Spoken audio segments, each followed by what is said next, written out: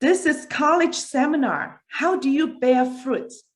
So I'm sharing with you how to bear this fruit, what this fruit means from the perspective of my own work career experience.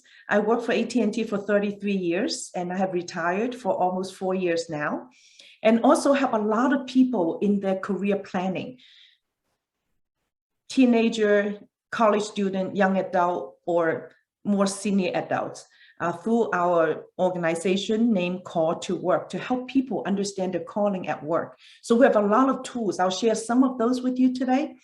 And then I'm grateful that I have graduated from Cornell and Princeton studying engineering, and I help these schools to interview students applying to Cornell and Princeton for 21 years. So it's been a great experience. And I also love working with young people. I've taught children and youth Sunday school for 30 years and also have done youth group counseling. So I love getting to know teenagers. So there's some students who are in my Call to Work classes that they would apply to do one-on-one with me. And I have some teenager mentees that I help them along the way as well. So I don't have an open door policy because of so many people interested. If you take my class or you're my students' children with some special requests, I would also consider doing one-on-one.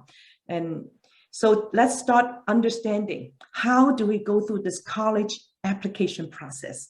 And I really want us to think about this process as an important part of your journey, important part of your life, where you're going to discover what you're going to do over time. And the good news is, it isn't just like a one-time decision. It's a journey, it's a process. And we go through how this process unfolds and how does it impact your life over time. So when we look into the college application process, you can see in this word map that, wow, there's always the career, the school, the education, the skill, the knowledge involved. So we're going to cover the 5W and the 1H. So I consider the why we want to go to certain college or what we want to do, who am I, and what we want to do as the software.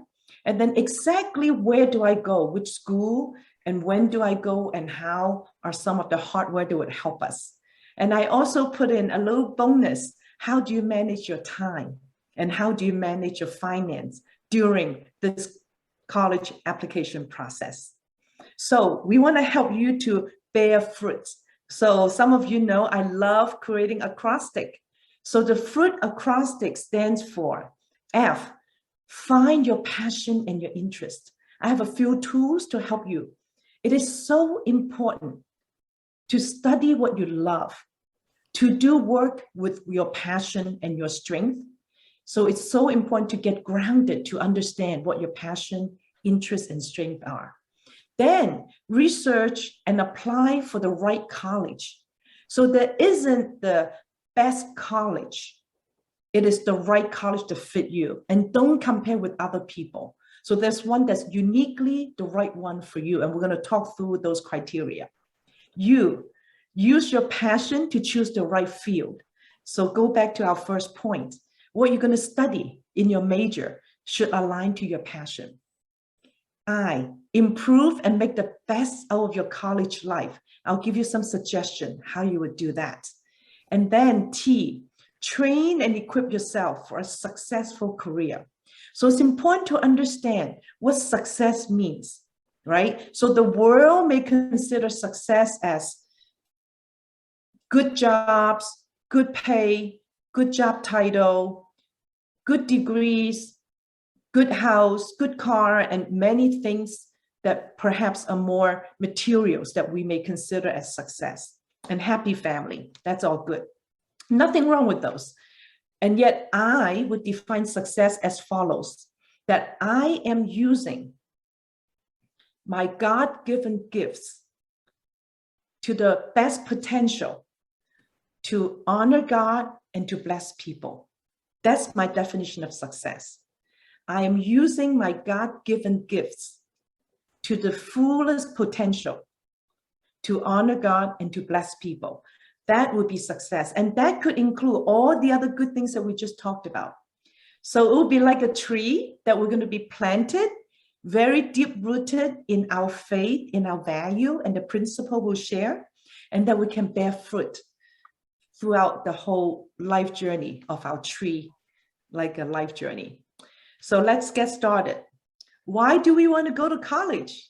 I'm sure we all know the answers, right? Because we want to get more education, and it would help us equip to do a particular job. So this is still a question you should ask yourself, even though it may be very obvious, so that we understand you're not going to college because your parents told you so, or because your counselor told you so. It's really you motivated, you're interested to learn, to grow, and develop some skill that can really use your God-given gifts, your passion, your strength to contribute, right? To bless people, to bless the society, using whatever skill and major you may end up studying. And then you want to ask, what part of the country would you want to be in, or even part of the world that you may want to be in? And think about what your life is now, and how would you want to plan your life from here to the next step, and then your eventual goal, step by step, and how do you want to change? So these are some of the questions to consider. And then what do you really want to do? So look back in your past, even create a mind map and think through, in the past growing up, what do you like doing? Say if you have a free day to yourself, no obligation, no commitment, you have a free day, what would you do? Other than sleeping, playing games, or resting, those are all good, right? What would you do other than those? That could be building Lego or designing a computer program. It's drawing or doing dance. So it's what you love to do, even when you don't get paid. That's your passion. So think about what you love to do. So when I was young, I love to teach. So you can imagine my passion is teaching. So with my friends, some friends will play kitchen and I play teacher, and my friend will be my student. So that's what I love to do. So that's why you saw me teaching Sunday school for 30 years. And I never really taught in the school, but I taught in the church. I taught in now many churches and ministries and organizations. And at work for 33 years, I also get to teach people. So that's my passion. So think about what it is, your passion, your interest, and start writing those down. So even though I love to teach, I didn't really choose teacher as my career. I ended up being an engineer and then becoming a director in technology, products, and service and business management. And that's how God wired me. And I still use my passion of teaching. And then think about what you want to do after college, because we want to begin with the end in mind. What is your end goal? So that's always this question, right? What do you want to be when you grow up? What do you want to be when you grow up? So think about that. So I'm going to give you some inspiration, some example of journey map. I have many students who use these tools like a journey map. This is an example. One of my mentees is a HR manager, human resource manager. So she mapped out her whole life in the major milestone after she, for her career and her education. So that gives you some idea. What are some adult example of their career journey? Begin with the end in mind. You get an idea. This person studies some high school technology, and yet she also studied human resources. And then you saw in her career that she did many different human resource work at different companies, and you recognize this big name company. And she also went to my school, Cornell, for her MBA, Master of Business Administration. So you see how she progressed in her career. So that gives you some idea as an example. And she really summarized her journey that she grew when she faced challenges. She's not afraid of difficulties because she can see leadership is the possibility where she can see opportunity, even though people may see limitation. So that's an example. I'll give you a few journey map to give you some idea. What would adults journey map looks like? And that gives you some big picture, what would your future journey map look like? So here's another person, a very big picture, even starting from his birth. And he defined his life into 3 journeys: the preparation phase, career phase, and then now he's into his retirement legacy phase. So give you some big picture how someone's life would be. So for you, you're right before college, right? If you're applying for college, and then how they have worked at different companies, and then they even own their own business. He's a CEO of his own startup company. So this is another very high level example. This is a very creative one. So she's a very gifted marketing manager, and she's also a very committed Christian. So she used these 5C to describe her journey. And she's in her 30s, so very young. So she really saw how God created her and with very good gifts. And then she's called to serve in China. So she worked for Apple in China. And then she learned to grow more in her counsel by going to Wharton Business School. Then she really grew to be more consecrated, that God is setting her apart. And then she ended up working for Coca-Cola and now for WhatsApp or Facebook and continuing on. And notice in her y-axis that for her, her career and faith journey is to know God and to know myself. So we're going to talk about knowing yourself later with a few tools. And it's not about just salary and promotion. And again, those are not bad. Those are okay. And yet we just want to get the priority right. So that's another example of journey map. I really like this one. This one is one of my mentors.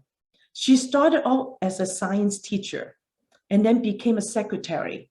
And then she went all the way up to vice president in our company.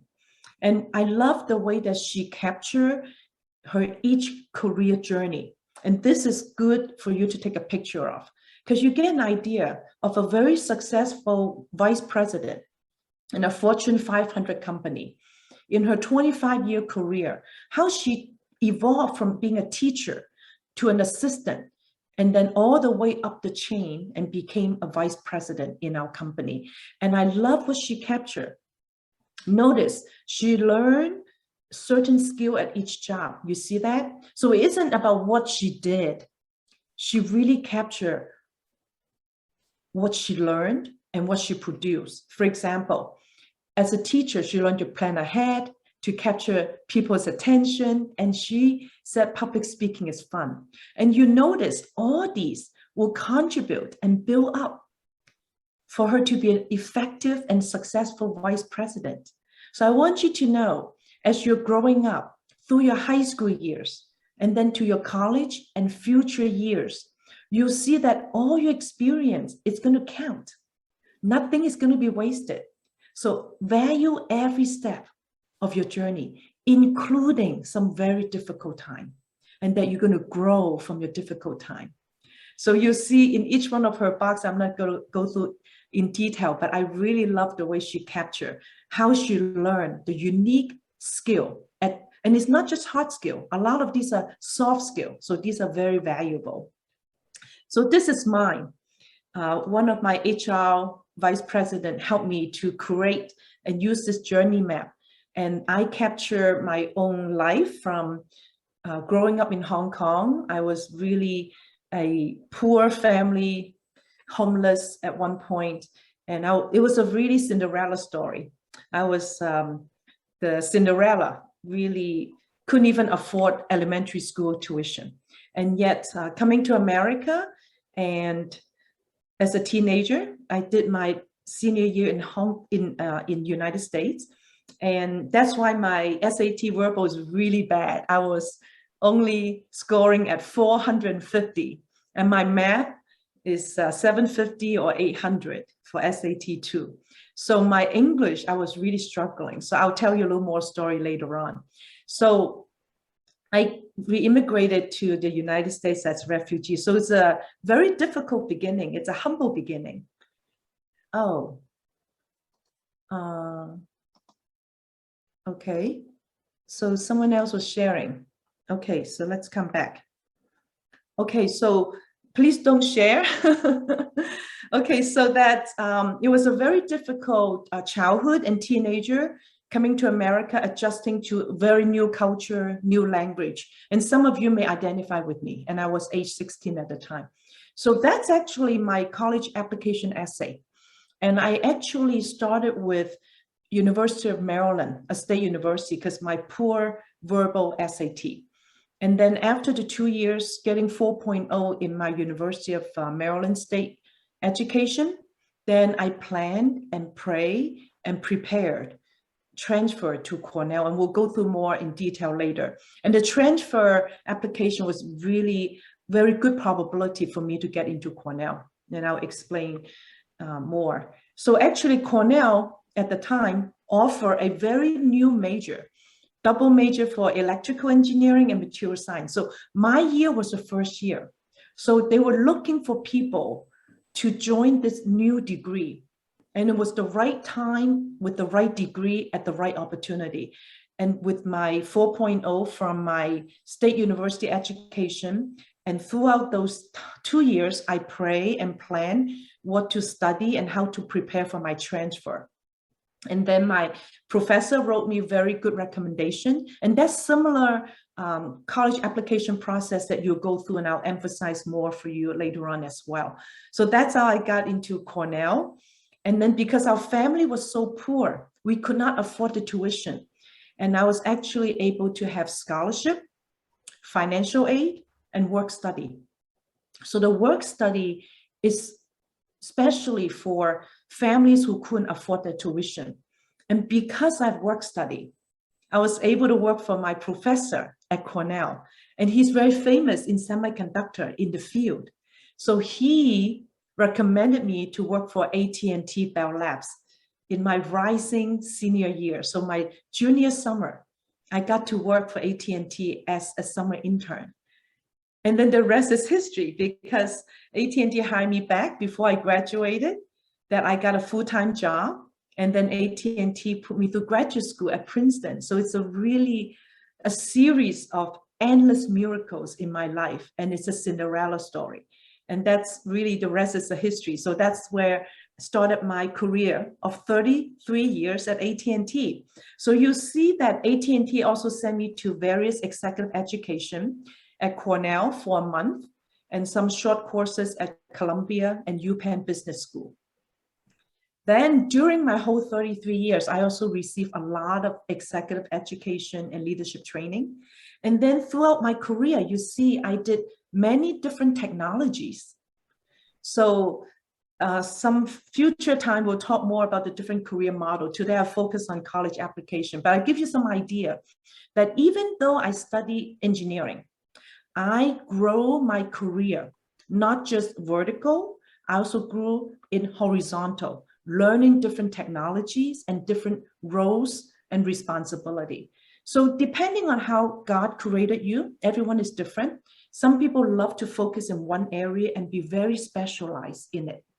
And some people love to do different technology, different roles. So everyone is different. You don't need to be like everyone else. So I happen to really like to learn different technology. So you can see I learned semiconductor, very low in the food chain, even though it's high tech. I did networking, wireline, and wireless communication. I did fiber network and data analytics.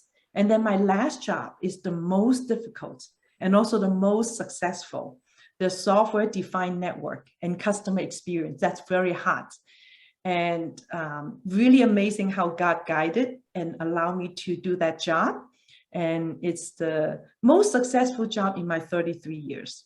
In the 3 months that I led this team, we received 3 awards because we solved some major production and technology issue and improved the production 10 times. So that job, no one wanted to do. It was like a hot potato because it's very difficult. It's a leading edge or bleeding edge technology. So I'll share with you later, how do I seek God's will in 5 steps? So that really confirmed that's the job I would take. And it's the most successful. And it's also a time that God say, oh, it's now time to retire. So God made it clear when to retire, how to retire, and where to retire. So that's where we are now in San Diego, California. So that is my journey map. And different people can represent it differently. And you can also see my location, Hong Kong, the United States in Maryland, New York, where Cornell is. In New Jersey, we were there for 28 years, where AT&T was located. Then we got transferred to Texas because our headquarters moved to Texas and all the senior managers were relocated to Dallas, Texas. And now we're in California. So this is a journey map to give you some idea. What would a career look like? So let's dive in. How do we look for the right college? Remember, it is not about the best school. It could be the best school in some rating. It could be the best school for some people. The most important is the right school that fits you the best. For example, my children, they didn't go to Ivy League school. They did apply, but they ended up going to the school that fit them the best. My daughter went to a small girls, they consider it like a girls Ivy League university. So there's 7 Ivy League co-ed school and used to be boys. And then there's also, they call the 7 sisters that are kind of sibling schools to the Ivy League school. So she went to a smaller girls liberal arts school. And she really thrived and became very successful in a small school where she did early decision to the school, and she got a lot of opportunity to exercise her leadership skill, both as a dorm manager or as some club president. And then even now, she would go back to her school and help give some talks to help the college student. And then our son studied engineering. So he actually went to a very good deal. We consider this an MIT in the South. And because this school is so well respected, even though it's not Ivy League, he got summer job ever since his freshman summer, because companies love to hire from this school. So those are a good example. Find a school that fit you best, even though it may not be considered best by other people. So let's think about your college admission experience. When you explore and find the right school, remember, it's to find the one that you can visit and you can visualize. Yes, I can see myself living here for 4 years, or if you transfer 2 years, and that I would work hard to get into the school, and I will work hard to stay in the school, right? Not just get in, but also stay in the school. For example, Cornell was a very high stress, high demand, and competitive school. And you may know some sad stories. And even when I was in college in the 80s, during my 2 years there, after I transferred there were a couple of suicides. And Cornell's known for high stress, and we also have the suspension bridge and clock tower. So it's pretty sad to know that when we're so stressed, not able to feel that we can stay in. So when you plan the school, and when we look at all the criteria and your own capability and how to match them, and pray and know that it's not just getting in, but also staying in, and also not to be so stressed about it. It's really intended to be an enjoyable process. So think of this whole college process as a way for you to learn about who you are, what area and where will you thrive and become successful, the way we defined success earlier, and what makes sense financially, right? Don't just think you go broke to go to some expensive private school if your family may not afford it. And depending on how much financial aid and scholarship, I'm not discouraging you from applying, and we'll talk about financial aid later at the end. Hopefully we have time to get to that last part. And go ahead and apply and see how God would answer our prayer. And we have the 5 steps of seeking God's will. And just want to make sure that you consider your family situation, your rest of the whole family's need, and then do go ahead and apply and see how the financial aid worked out, and be responsible and see what makes sense. And then how do you use your resources along the way? So really look at this as a growing process, not just get it over with. Enjoy both the process and the product. So ask good questions along the way. Learn what kind of college admission officers are looking for. And I'll share some of those with you.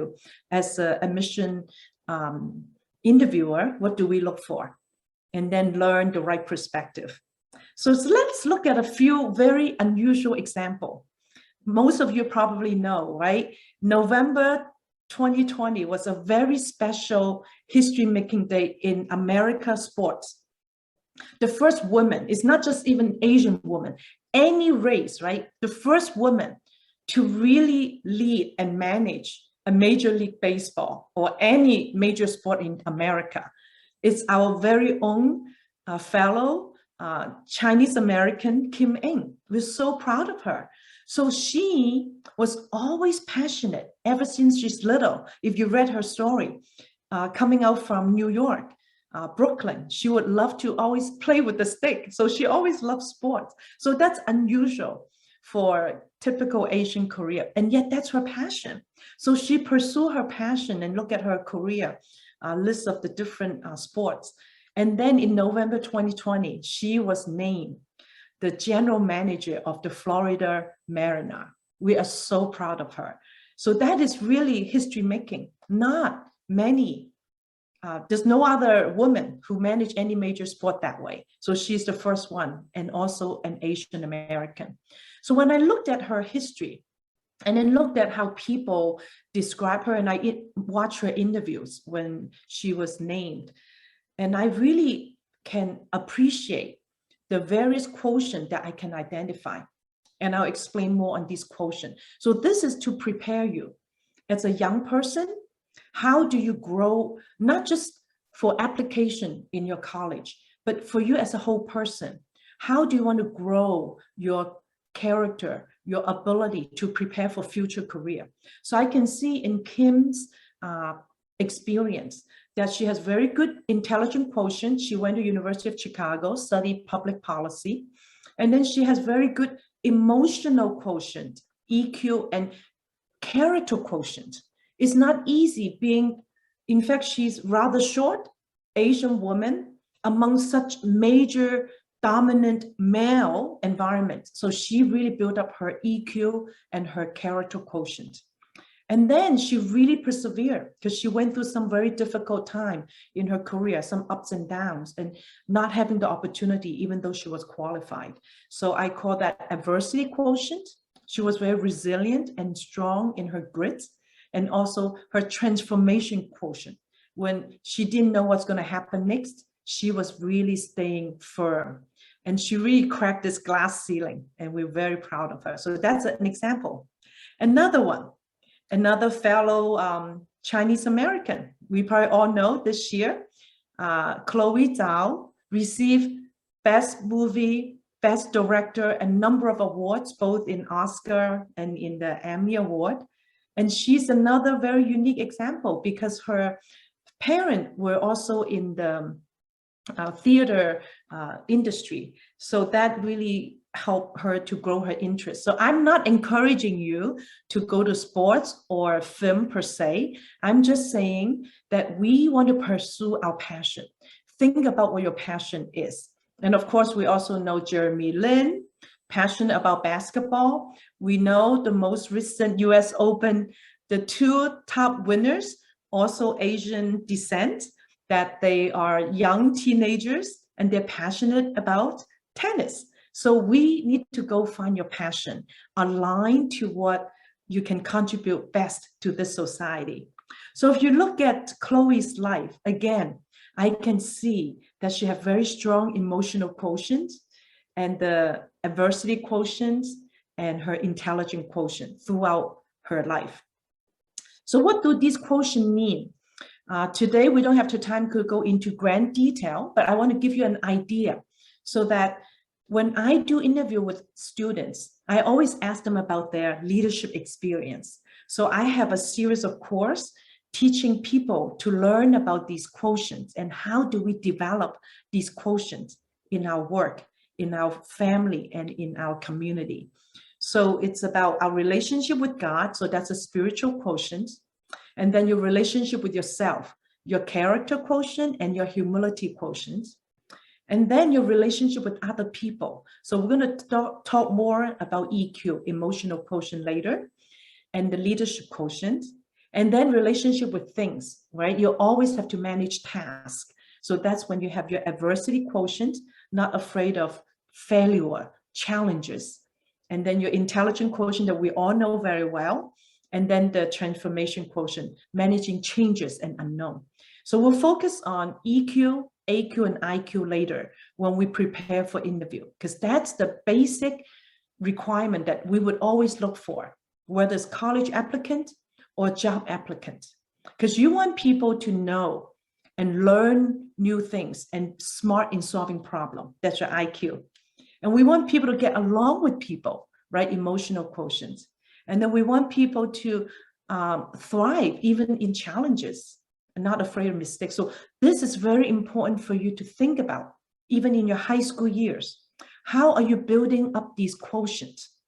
How are you building up your leadership experience that you can prepare yourself to apply for college, to interact in the interview, and prepare yourself to grow and thrive and contribute in your college, and then prepare yourself for career. So this is a very long life journey, and it's really mostly for teaching adult, but I want to give you some ideas so that you could start thinking about these quotients. So when we interview students, we don't just look at your grades and your scores and your long list of activities. We're looking for people who are very strong in their leadership. So I want you to know that leadership isn't just when you have a title. Schools want students who would take initiative to really make a difference in the campus. In fact, most students applying to college have very good grades and very good scores, and even a lot of different activities. And yet, one very important area that we look for is what differentiates you, what defines you to be very different, especially your leadership skill. So how do I define leadership? So I've taken a lot of executive education and leadership training, both in my knowledge and also in my experience, and then training many people on this. So this is my 17-word definition. And when I interview students, I would ask them, how do they define leadership? And we'll get to almost the same definition in every conversation. It's ability to influence others to be their best for the greater good, aligned to a shared vision. So think about this definition. It isn't about a title. So you can influence your teachers, you can influence your parents, so you can lead up, you can influence your boss, you can influence your peers, you can influence your younger siblings. So your ability to influence people can be in all directions. And the goal is to help others to be their best for the greater good, aligned to a shared vision. Isn't just for their good or your own good. So think about this in the context of your high school experience. What activities and what school experience do you get to help influence others? You can influence your teacher, right? How you can help your teacher to be their best. When you saw that they need certain help in getting things organized, and you can take the initiative and say, oh, teacher, I can help you group these together and help them to be the best. So that's an aspect of leadership. And grow gradually in a certain club, whether it's your sports team captain or secretary or treasurer with or without a title. As a team sport, how can you exercise and grow your leadership experience using this definition? And think about stories to talk about that leadership experience. So if you think about all the quotient that I mentioned to you, and then look at this very famous Beacon Hill research and put it into context, how do you prepare for college and for your career? You'll see that the skills that we need 2020 and beyond, and you know AI is becoming so important, right? Artificial intelligence. So it's really, AI can easily solve a lot of mechanical and logistics and logical questions.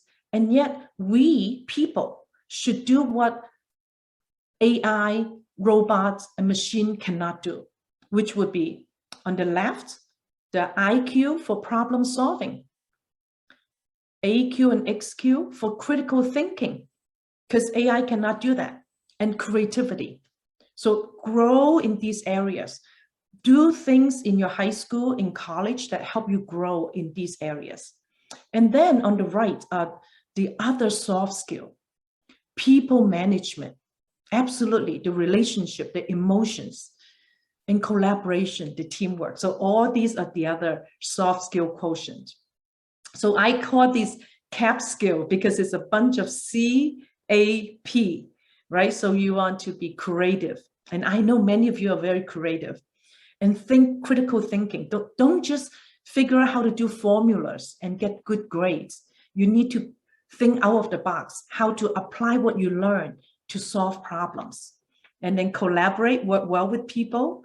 So those are emotional quotient. And think of example, how you have some difficult friends and schoolmates and how you still can build good relationship. Those are good stories to tell in your interview. And I'll give you some later on. And be curious, right? Stay curious, stay hungry to always learn new things. And then the A is adaptable.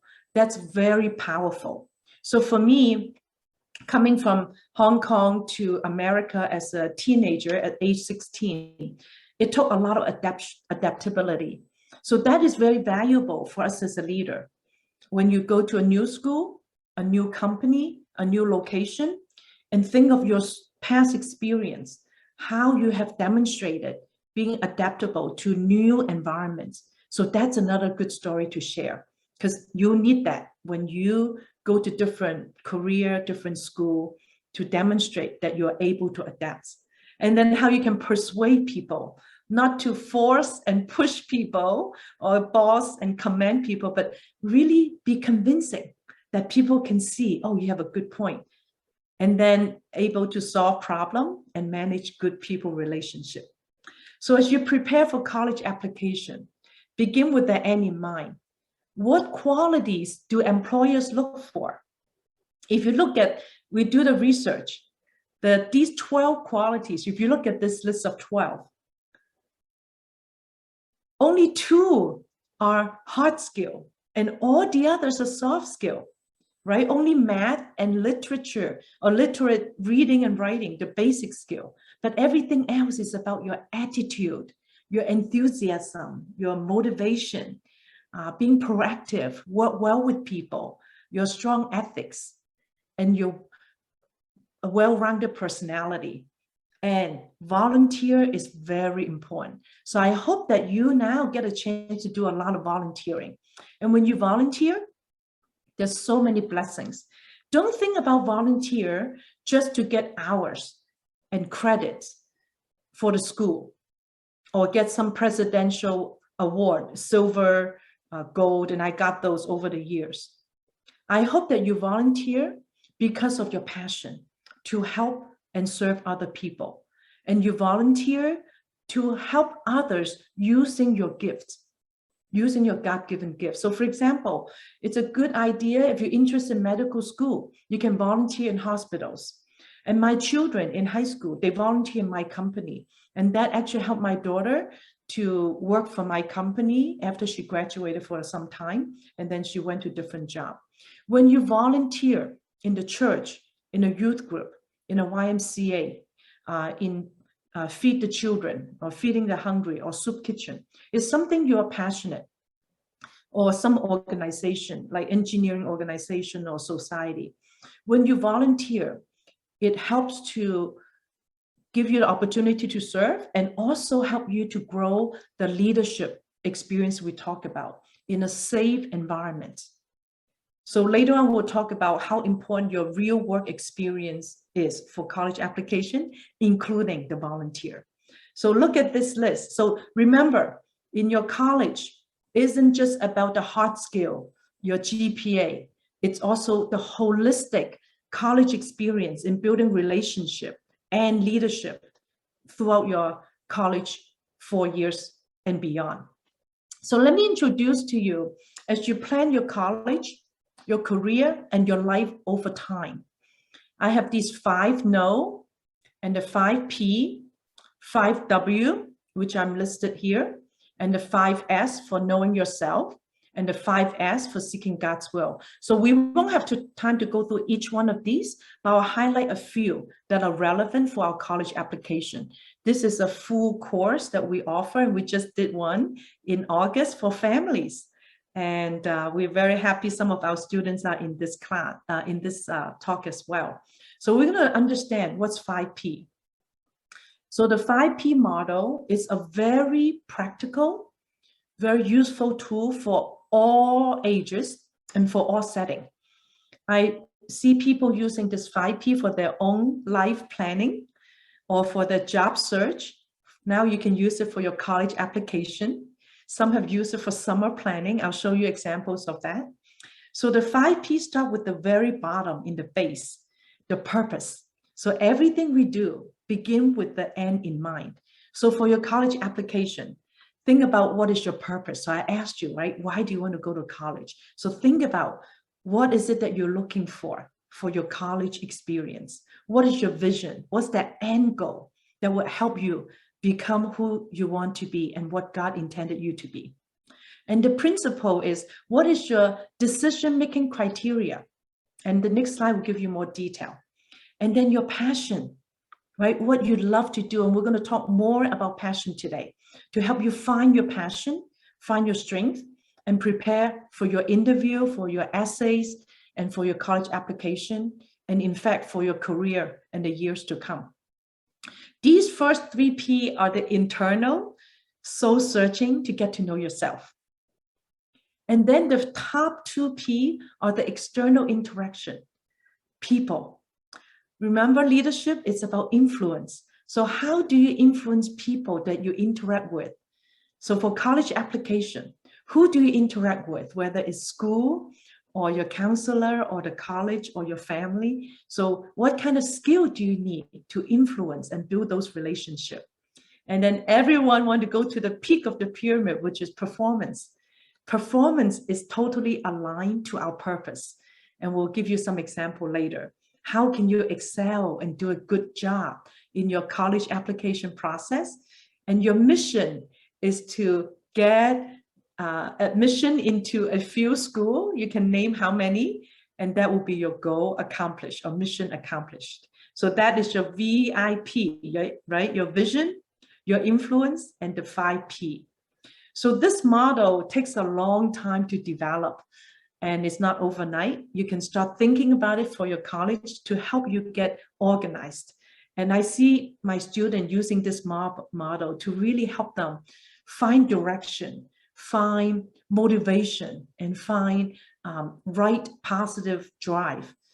In fact, some family use it for their own 5P, for their own family, for their marriage, for what they serve in the community. So this is the more detailed definition for each of the 5P. We won't go into the detail except for passion and performance. We'll cover a little bit more on that. So you see the purpose for me. I'll show you my example later for my big purpose. So that really gives us a foundation and motivate us. Principle. For most of us, if we're Christian, we'll use the Bible as our guiding principle, our value. And then for us, if we're a Chinese or Asian, we have particular culture that give us the right value to make decision. And then your passion, we're going to talk a lot more in detail. What are your strengths? What are your interests? How can you really use your passion to give back to the society with your time, talent, and treasure? And then the people is all the relationship, soft skill. And then the performance is when you use your hard skill to make impact and your commitment. So this is a full course that we have taught in the summer, offered to all families. So we have 30-some family taking this class with us in the month of August. And throughout these 6 weeks, we got to learn as a family, every person's 5P, and they understand their 5W of what they want to do and why. And then they really dig into each of the 5 no. But today I'll just give you some highlight. And then at the end, the student can create their missional statement. So it's a very powerful course. So when we talk about performance on the top, it should align to our goal. So the mission is what and how you would accomplish your vision. The vision is your big picture, where you want to be when you grow up. So it includes how you make contribution to the college, to your high school, to your job, to your family, because of your commitment, using both your aptitude and your attitude, what you have learned and get trained with your hard skill from school, and also soft skill. And then we'll define very specific SMART goals. Some of you may know this. So your performance should have clear goals, including very specific defining. So you can think about your performance for college application, what's your SMART goal, and align these to your vision and your purpose. And I encourage you, don't be stressed out in the college application process. Do your best, and God will bless you with the rest. So you can learn to let go and let God and trust Him. So your performance in defining your goal that aligns to your vision should be specific. Very, say, how many school you're applying and a timeline, so measurable.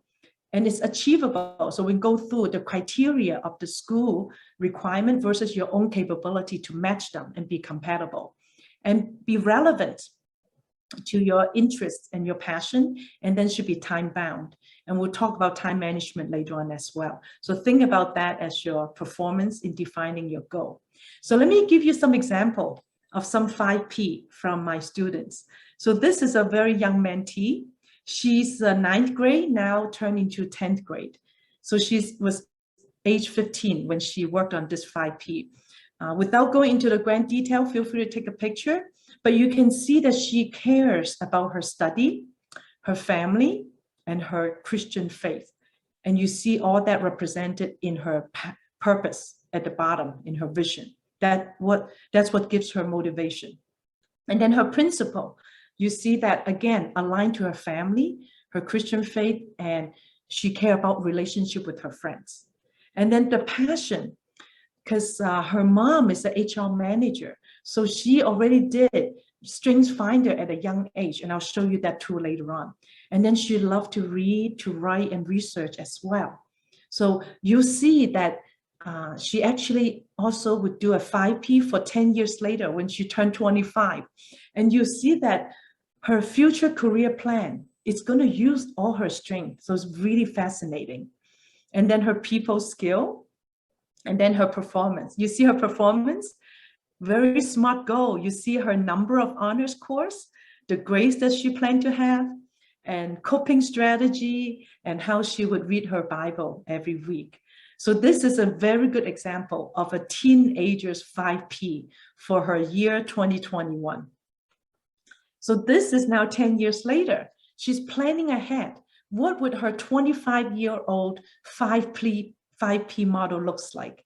So you see most of her value may still be the same. And yet now she's talking about as a young adult, as a professional. So she talks about accomplished professional, work-life balance. And then she said she's interested in being a psychologist or criminal justice or business. And those future career indeed are aligned to her strength and her passion. So it was very fascinating.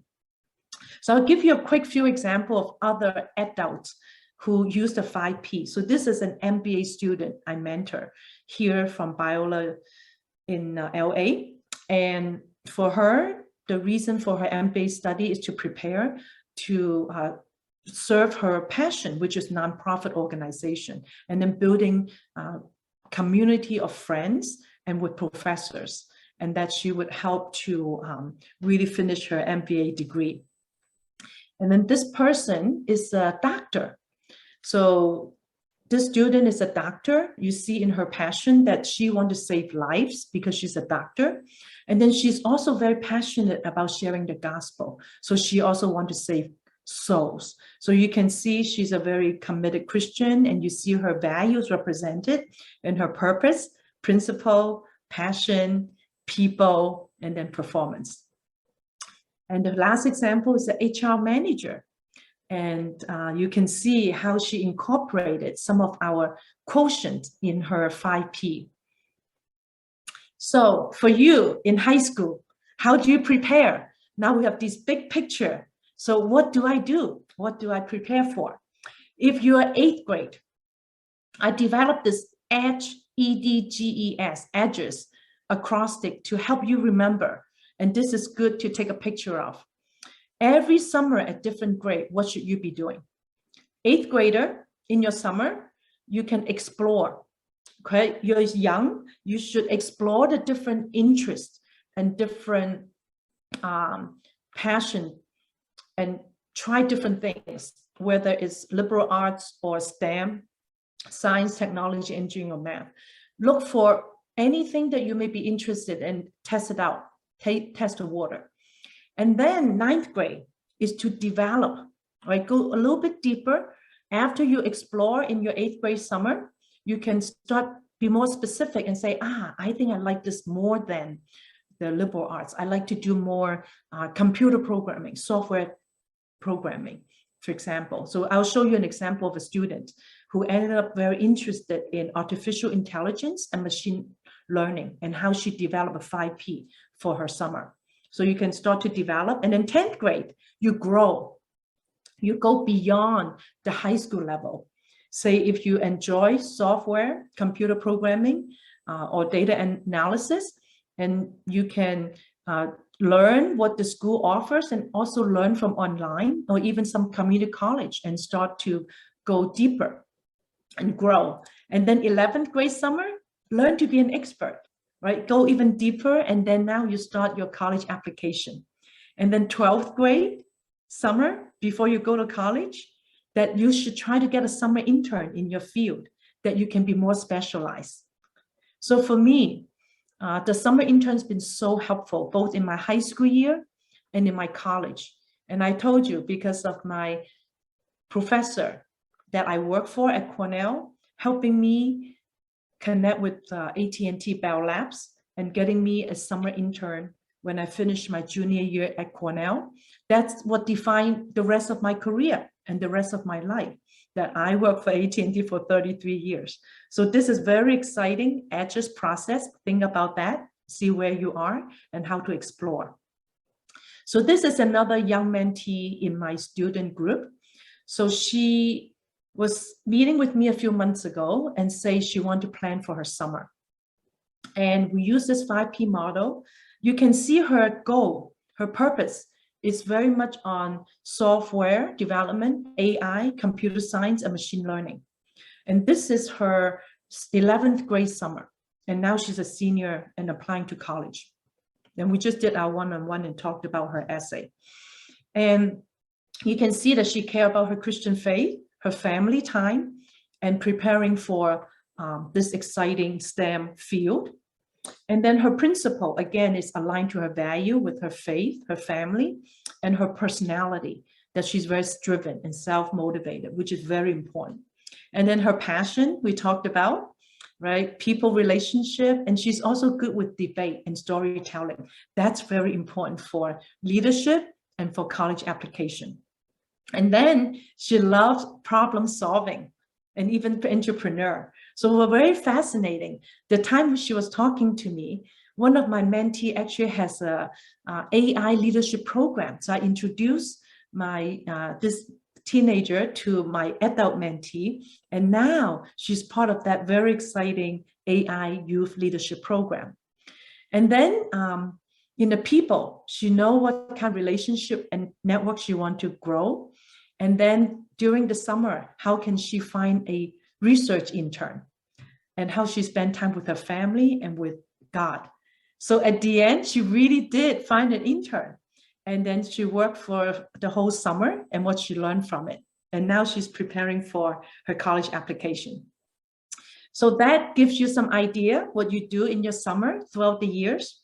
So now let's look at which school to apply to and how do you find them. So think about these big ideas, right? What career you want to do, we asked earlier, and we give you many examples. So what do you want to be? What type of work environment and what kind of living standard, and how do you manage your finances? And then what kind of career education is required? For example, if you want to be an accountant, right? So eventually you want to take the CPA. Say if you want to be a lawyer, right? So you're going to have law school preparation. So how many years? And if you want to be a teacher, you want to be certified. If you want to be a librarian, right? So it's different equipping. Or you want to be a nurse, then you get nurse certification. So think about what you enjoy doing as you shadow people and you watch people's work. And then now let's talk about selecting the college. So we'll go through a list of criteria. Remember, it's not the best one. It's the one that fits you best. So you'll be looking at, am I interested in small, medium, or large size school? What part of the country or what part of the world would I want to be in this next 4 years? Is it private, which is more expensive, or public, and yet still very reputable? And really look for schools that are really strong in the major you're interested in. Don't just go by the name brand, because some name brand school may not be strong in the major you're interested in. And then what is the school's admission criteria? And what's your own extracurricular interest? And what would the school offer? Do they have alignment? So many of the students I interview, they say they're interested in crew or particular sports or theater, and would this school offer? So that's part of your criteria. And then how's your personality matching to the school or your performance and the financial and such? So we'll go into the detail. So this is an example that infographics you can easily find online to give you some big picture idea. We won't go into the grand detail, but that's certainly a good guide to give you some idea what to look for. And I go through the specific examples for you. So as we select college type, you ask yourself these questions. Public or private, or doesn't matter. And then how big is the school size, the school body? Right? Large school is considered 15,000 people or more. Medium size is 5,000 to 15,000. And then small would be less than 5,000. Or you don't, it doesn't matter to you. That's okay too. So the more flexible you are, the more choices you have. And then ultimately, what do you want to learn? What degree do you want to earn? Is it associate, bachelor, master, or doctorate? And then what area you're interested in. And even though you may not know right now, that's okay. You'll find out more later. And then even if you pick certain major and you may change later, and that's okay too. So when I was applying for college, I thought I like to do pharmacy because some of my relatives did pharmacy and then I learned from them. Later on, I realized, no, I think I like electrical engineering. And also because Cornell offered this double major. So that really defined my career for me. And I enjoyed that as well. And so it's very fascinating. So also, even if you study particular major, doesn't define the rest of your life and your career per se, because there's so many people who may study engineering and then end up going to medical school or law school, and people who may study English and then end up becoming a very successful leader.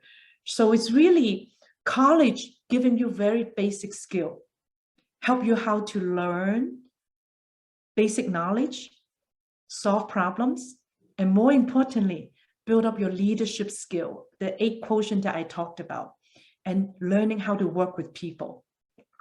So both the hard skill and the soft skill. So if you're in high school, you'll know from your school counselor that these college research worksheets, right? When my children were in high school, they used the Naviance, and I believe this is still being used, and each school may use differently. So you already have some tool that help you easily to search the school, where they have step-by-step direction, and I'll show you the example. I won't go into the detail because I know your school can guide you. I want to help you with what your school may not offer. And then when you research school, you'll find the right fit and then consider all these, right? Are the schools selective? Are they competitive to get in, or they medium or easy to get in? So you list those in your college research worksheet, and you see example later on. And what major do they offer? Are they strong in your area that you're interested in? And how far is it from your home? Do you want to be close to home so you can go home from time to time, or do you want to be further away? Different change of weather, different climate from where you are today. So that's your own personal preference. And then the size that we told you earlier, and cost, and then what kind of sports or extracurricular activities. And then last but not least, very important for us as Christian, we want to make sure we find our new local church and our spiritual home and Christian fellowship. That was so important to me when I was in college. And that's where I met my husband, by the way. We led the Bible study together at Cornell. And in fact, our first date was our co-workers meeting to plan for the next year's ministry. And then we ended up becoming husband and wife. So my children also in their college, every college we visit, we always go check what is the local church like? What are some fellowship options? It is so important because that's where you get grounded and get your value and your Christian faith well developed, because God is the foundation of my life and of my study. I cannot do any on my own. I'm smart, and yet God really helped me to do more than what I can do on my own. So these are some examples of Christian fellowship to look for in the school that you're going to apply to. InterVarsity is very big. They also have Asian American InterVarsity, AAIB. ISI, mostly for students who study from overseas, international student, and they're really caring, they have host family. And then there's Campus Crusade, now called Crew, and then Navigator. So these are really famous, and they're all different types. And they're also fellowship planted by local churches on campus. So this is the college research worksheet. Without going into detail, I'm sure you've seen these.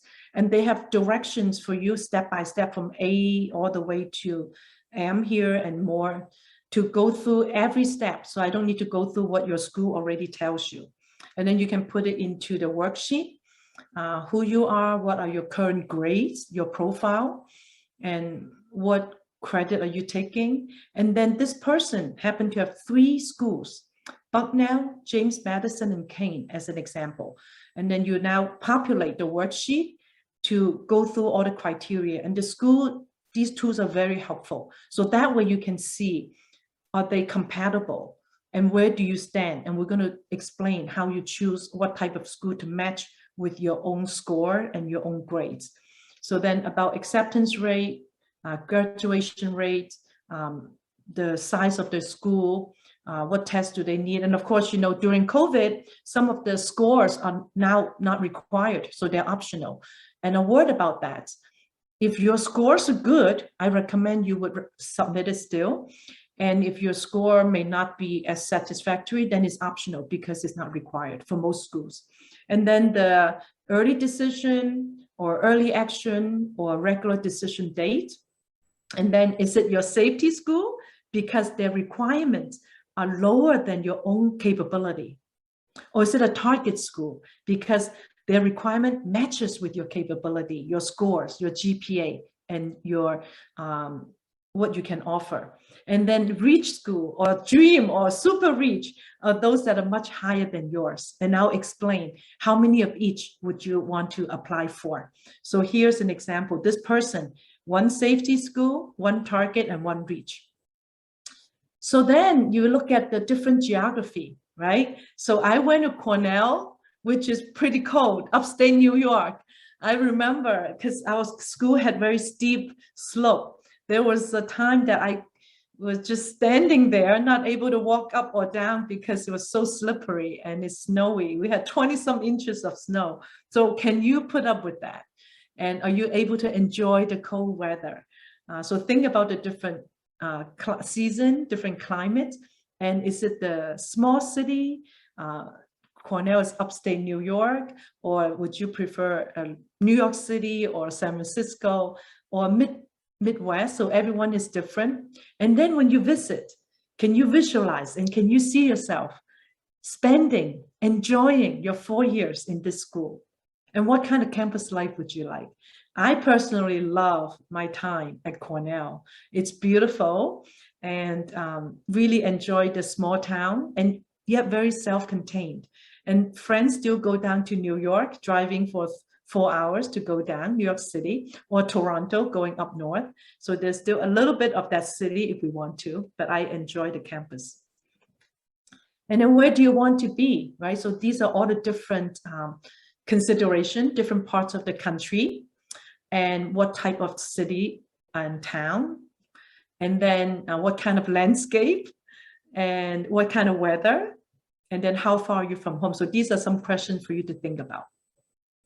And then there's 3 steps to think about the top-down example for someone who's from Texas.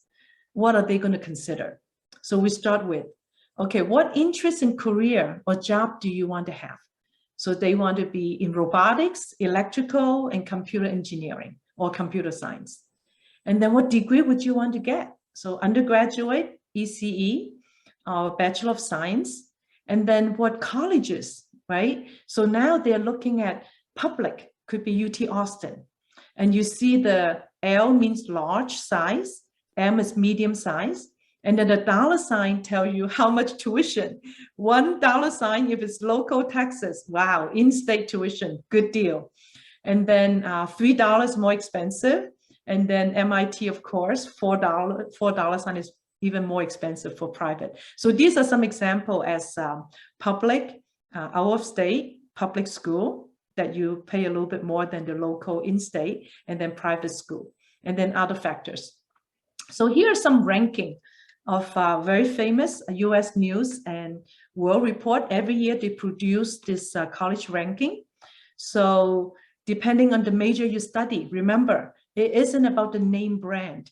It's about the major that you're interested in and what school is most specialized and most recognized and most connected to the industry that you want to work in. For example, my school, Cornell, was very strong in my field, in semiconductor.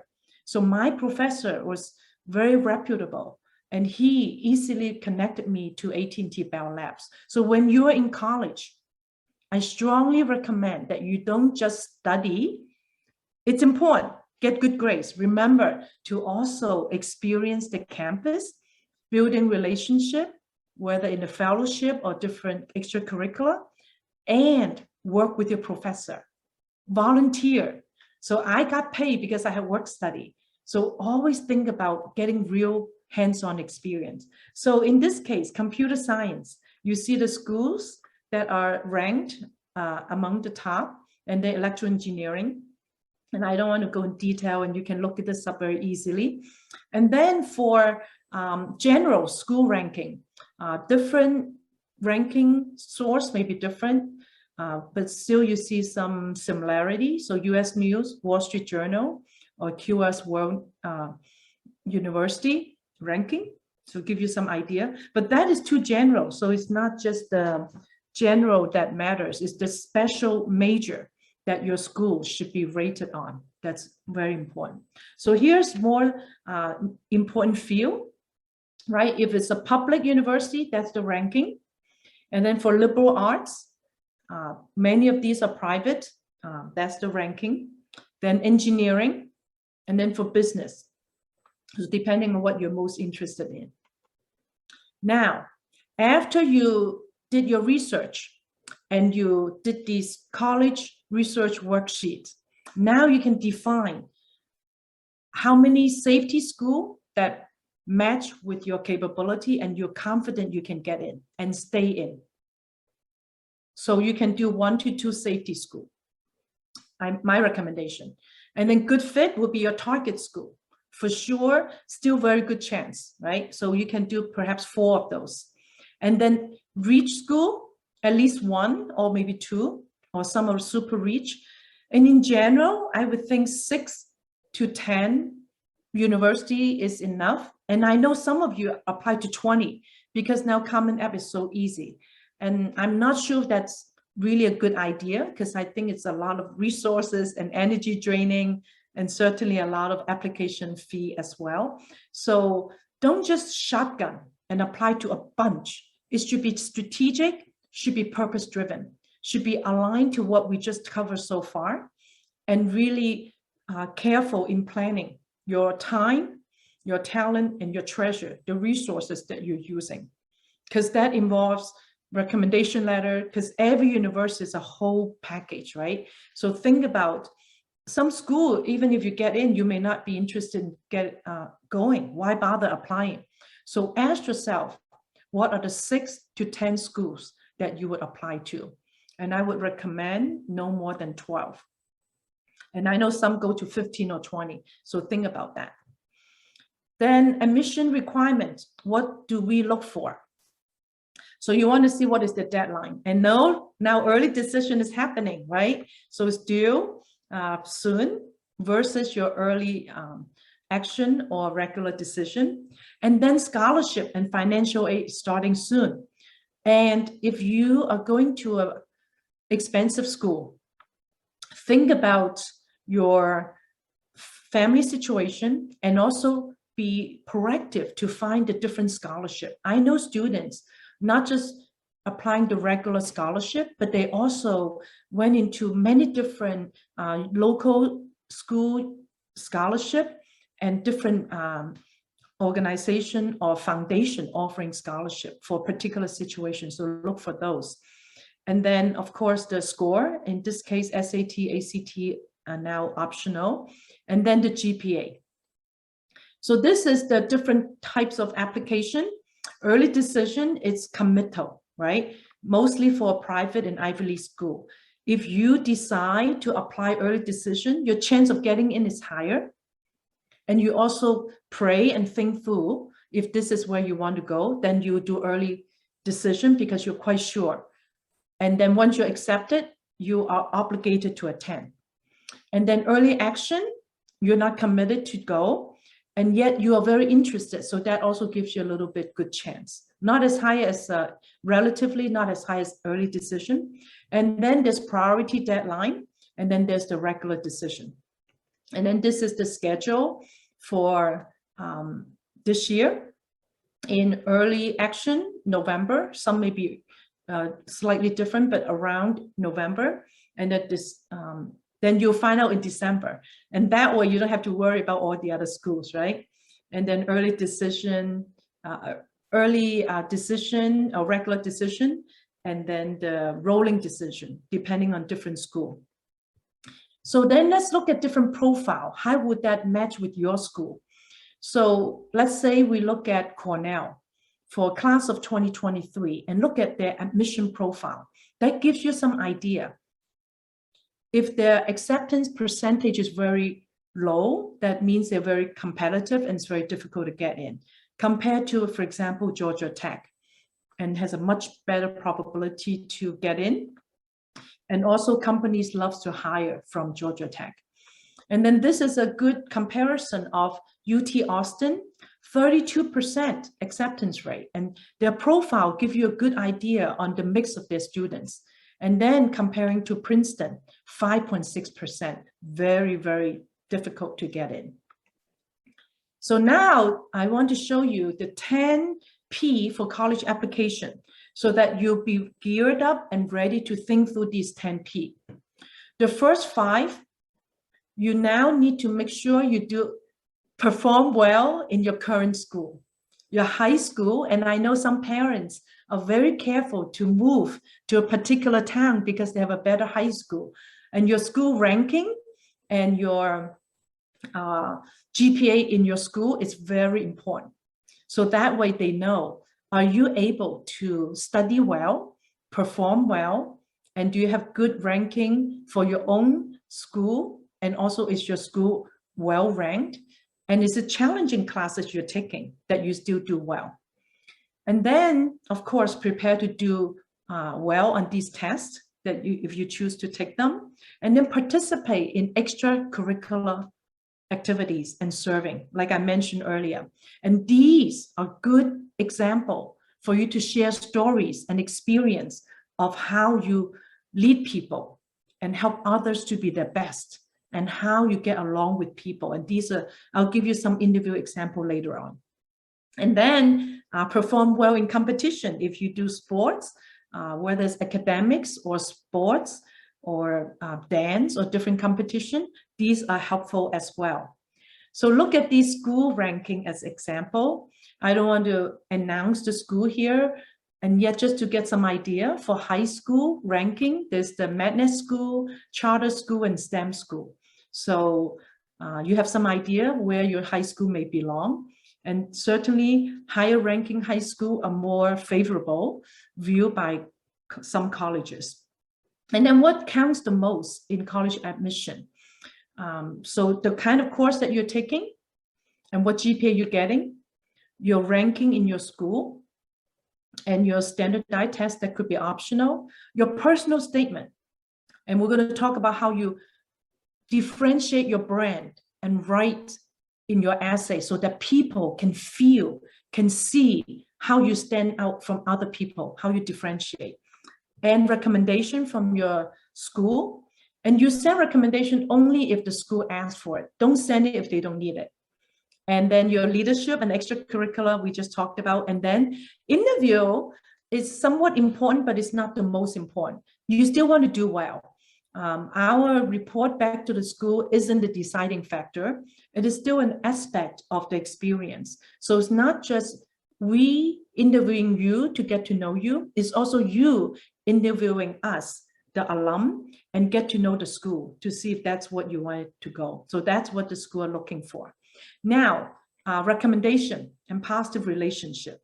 Be sure to build good relationship with your teacher, with your guidance counselor or your principal, and people who are important to you. And of course, we don't want to build a relationship because we need something from them. We should have a servant leader heart to help people and serve them. So letters of recommendation are not required by all school. And then as you build important relationship, like I mentioned, how you help your teacher to be the best, how you can help them. I don't mean to be a teacher's pet, and yet if you see a need and you filled it, then you're being appreciated and you're making a difference. And talk to the teacher early, because I know some teachers have limitation of how many letters they're going to write. So you have to submit early to get in line. So that all has to do with time management. How can you schedule the right time and when to ask your teacher? I know some you have to ask in junior year so that during the summer, the teacher may start preparing to write the recommendation letter for you.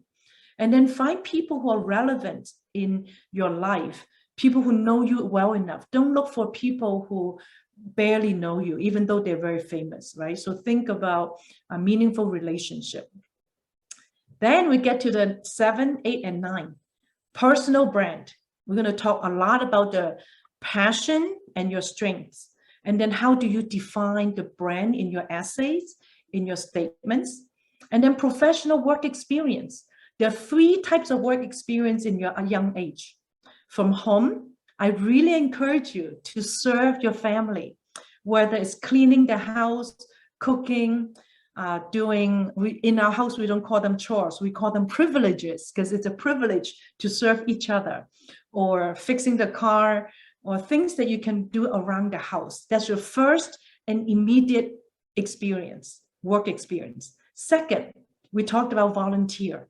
When you are in a safe environment, when you volunteer, you can really grow your people and soft skill and your leadership skill. And then third will be the real work experience, as in McDonald's, Burger King, or some intern, whether you get paid or not. So these are the minimum type of work experience, plus your extracurricular, right? In the sports, all that is helpful. And then I want to show you how to prepare for your interview. Get to know your own strength. So we are all God's workmanship.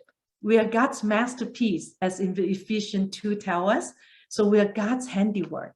So every one of us are uniquely designed, and God has work prepared for us to do. So everyone has a personal brand. So we're going to dive deep into passion for the remaining time. I see I have 7 minutes left, and if you have any questions, feel free to put in. I'm going to quickly go through it, and for I know not able to cover the finance part. So the passion. So coming back to the 5 no that we talked about earlier, there's the 5 S for you to know about, and I'll show you the tools. First, to know yourself, we want to be self-aware. Very important to turn on your antenna, right? To be self-aware and think about, how am I speaking? How am I behaving? How am I thinking? What do people say? And how can I get people's feedback and be more self-aware? Second is your strength finder. I'll show you example. Third is the shape from the purpose-driven life. The 4th S is the SWOT. What is, and I'll show you the tool, a very powerful tool.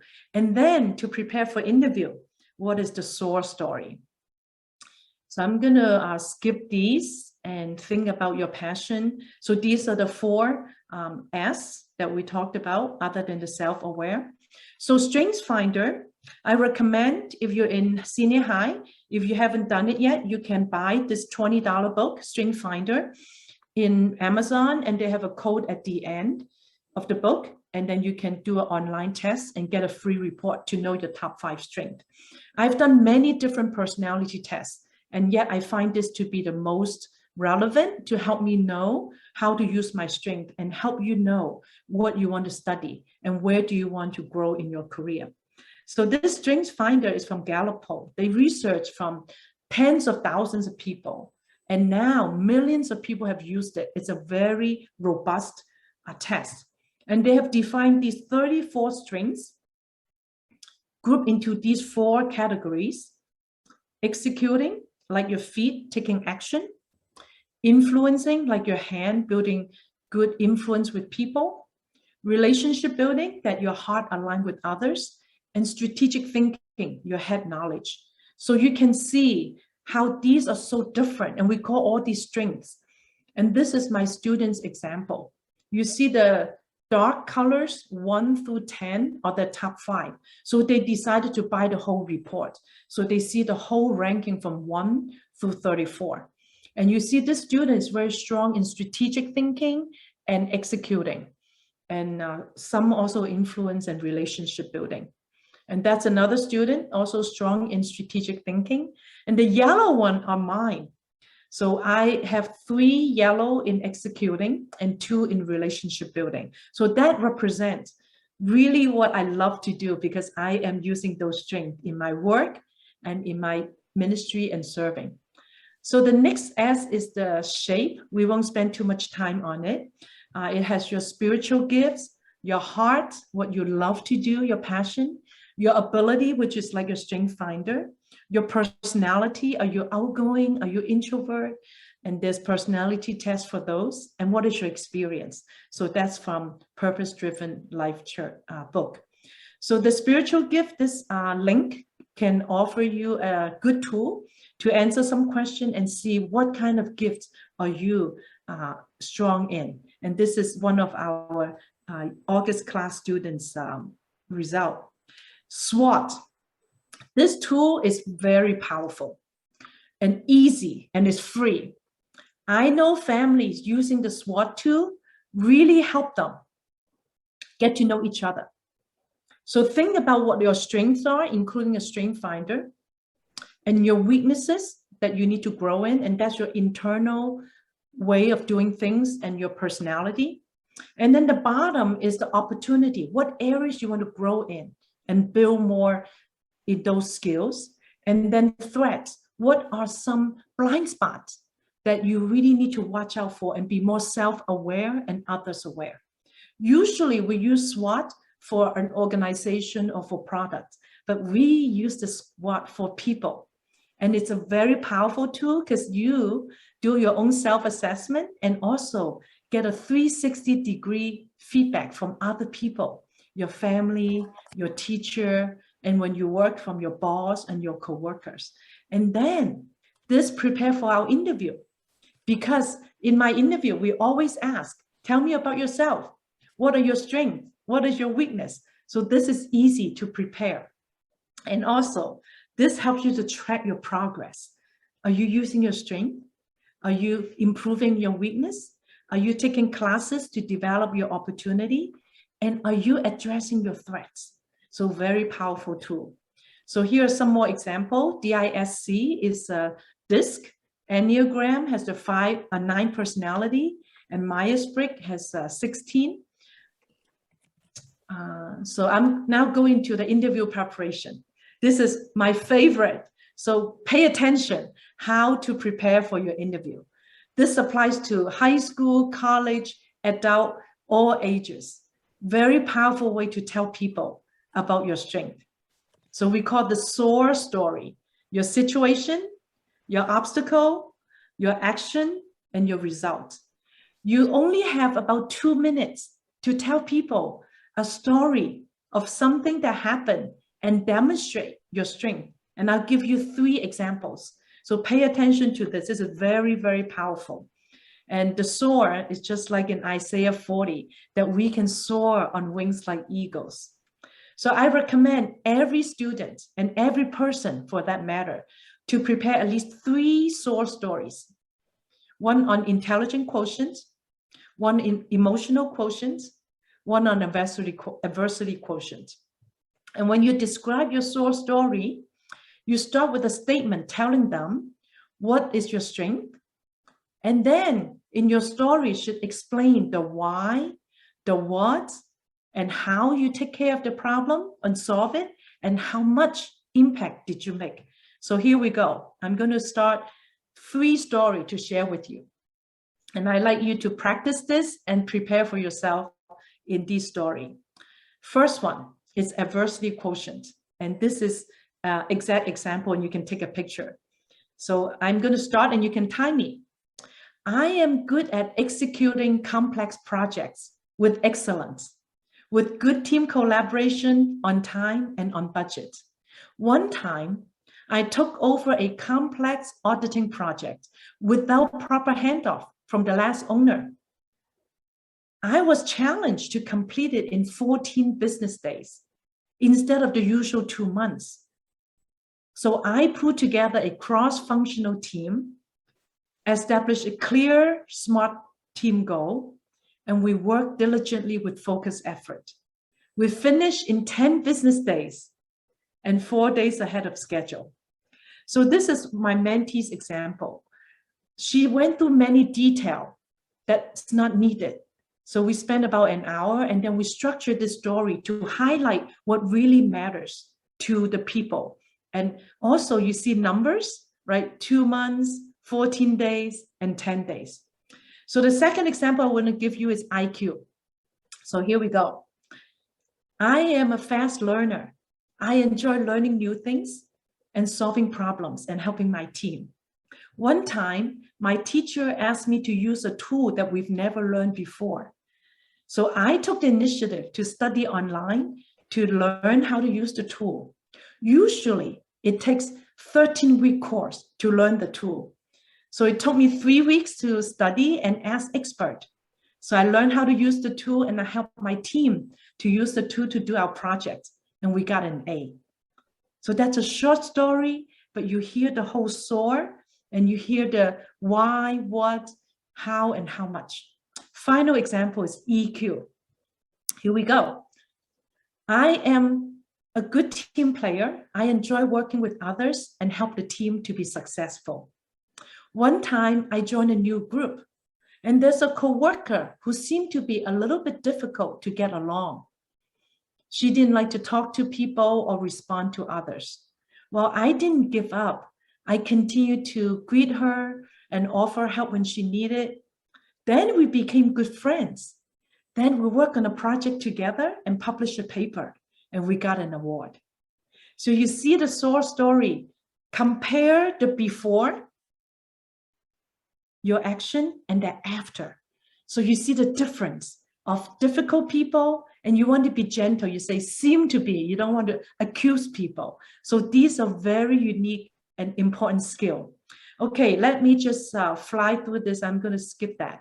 And then ultimately, I want you to be superb, not the world's definition, but really help you to show in your interview, in your essay, in your statement, the superb qualities, to show that you're a servant leader of integrity. Give examples of how you serve and help others to be successful, how you're unique, a particular field that you specialize in throughout the years. Remember the edges, and then decide on what you're going to specialize in and be unique and stand out.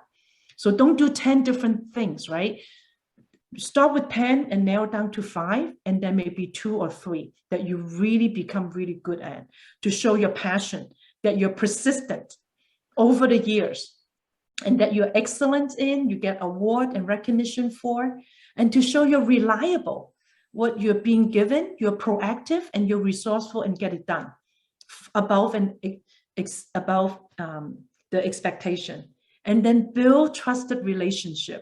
The people relationship is so important. Finally, I'll cover briefly on time management, and then we'll see if there are any questions. I'll skip the financial aid because I think you could easily find online. So when you're applying to college, make sure you manage your schedule, manage your time. So this is a lot of hours of teaching, but I'm going to summarize in a brief couple of slides. Be sure to manage your schedule and your time. Know what's important. And you rather do what's important in applying for your college and know your schedule and put a timeline together so that you have baby steps and mini milestones when it's not urgent. So you want to do it when it's not urgent and you have less stress and do a quality job. So we want most of our work to be in quadrant 2, important and not urgent, 65 to 80%.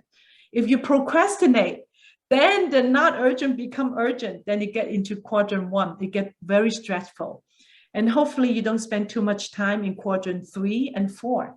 What's not important and what may seem urgent. People calling you or WhatsApp and WeChat and the instant messaging. And then some that are not important and not urgent, spending too much time on games or online. So I encourage us, all of us, right? Young, old, and adults and children alike, to build good discipline is when you have healthy habits to do more quadrant 2 and quadrant 1. That's important. And also to have self-control, to do less selfish desires. That may be the quadrant 4 and quadrant 3. That's less important. So we want to be effective managing our time, know our goals, GOALS, clearly define your goal setting. So using the 5P or your SMART goal and say how many school, when, and how much you want to get accomplished. And then observe the priority and do things. One event can give you multiple benefits. For example, when you volunteer, you have multiple benefits. You can help others. And if you volunteer with friends or with your family, that's even better. You build a relationship together. And then you learn your skill and that you're being a blessing to others. And then avoid procrastination. That is the killer. So especially if you're doing early action, early decision, be sure to watch the timeline so you don't have to burn the midnight oil. And then L is to live with focus, right? Cut out your distraction.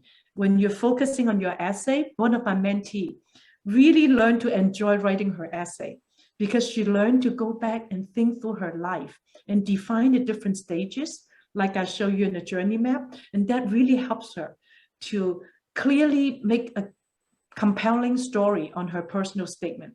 But you need to focus and cut out the interruption and close the door and tell your family that's what you're working on and put away your cell phone. And then schedule what's important and what's not urgent into your calendar, align to your goals and align to your priority. So I'm going to skip the financial part and I'm going to skip. So I would encourage you now, what do you do? So keep doing your schoolwork well, select the 4 to 12 colleges, visit schools now that it's more able to visit and see if you can see yourself living in this school for 4 years. Do the research and prepare your essay and watch out for all the different deadlines, including the scholarship.